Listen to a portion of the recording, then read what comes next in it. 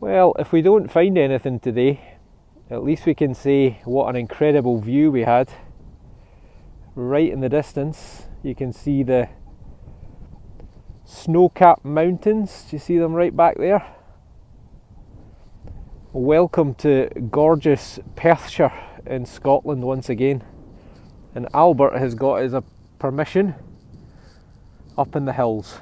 So we're going to give it a bash. There's quite a lot of Bronze Age and Iron Age activity from 2, 3, 4,000 years ago, and there's some stories of battles with Romans and all sorts of stuff. The only downside is it's cold and it is windy, so I'm trying to keep the microphone sheltered as best as I can. Well, let's see how we get on. We've been going for 1 hour and I haven't had a diggable signal yet. And Albert's just had his first, so let's go and have a look and see what he's got. He says he's got a button. Thought he had a coin, but it's a button. So let's go and see what magical find he's made. It is the find of the day so far. It wouldn't be hard. It's the only find of the day so far. And it's a button. It says made in England. And it says, I don't know, S-K-O-R-O or S-W-O-R-D, sword, possibly.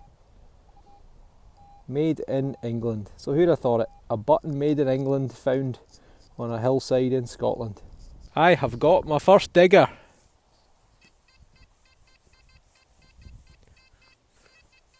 So excited that I've called Albert over and he says nothing. Is it even registered? No. Yeah. I didn't dig it, I would just say it was iron. So he says it's iron. I think it's iron. Well, it's gold, but not as we know it. It's Mr. Kipling gold rather than hammered gold. It's a piece of foil. What could have been.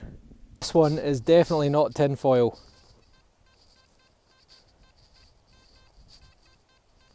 Let's see what AT Pro International has to say. Well, it's not sounding good, is it? We've had gold foil, now we've had silver foil. So the day is not going particularly brilliantly for me. But did I mention the view? And look at that. Isn't that stunning? At least we've got something nice to look at. And the Scots pine trees. Pinus sylvestris, or Pinus sylvestris. Always say Pinus if you want to get a laugh out of somebody. It's the Latin name of the Scots pine. That is us. A beautiful end to a not so beautiful day, but if we don't come out and we don't try, then you just never know. There could well be something good to be found in these fields yet, so don't just dismiss them because you have a bad 3 or 4 hours. Find of the day, only find of the day, but still by far the best, was Albert's button. Made in England. So there we go, that's the way it is. Some of you will be thinking that every time I go out all I find is hammered coins and silver coins and Roman coins and ancient relics, but it doesn't always work like that. If you expect that every time you go out detecting, then you're not going to be metal detecting for long. I can assure you, you get a lot of bad days. And in fact, the last time I was out, if you remember, it was only saved in the last 5 minutes by finding a silver florin and that lovely silver thimble. And thanks to those who left comments identifying the thimble. So thank you for watching everyone, and fingers crossed we'll manage to get out again over the course of the weekend, and hopefully I'll have another video up for you soon. So everyone have a great weekend and we'll see you all soon. Did I mention the beautiful view? Hopefully you've not hung up yet or stopped watching, because as per usual, right at the death, Albert has found a bit of silver, or at least what we think is a bit of silver.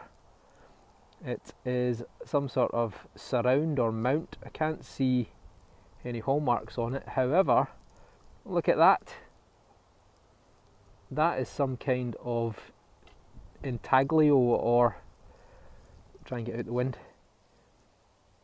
That is some kind of engraving or intaglio for pressing, I think, into wax. If you look, the letters are back to front. It says, from the right to the left, it says, "Forget me not," which is a little kind of blue flower. And I'm pretty certain that that is for pressing into either wax or something along those lines to leave a little impression. What do you reckon? How old do you think that would be? I would guess maybe Victorian or slightly earlier. The fact that it's in black, maybe that's a sign of mourning for someone who's died. Queen Victoria most famously wore her mourning black clothes and white veil for, I think it was something like 40 odd years when her husband Prince Albert died. So that may well be to commemorate someone who's died. So let me know in the comments if you know what that is or how old it might be.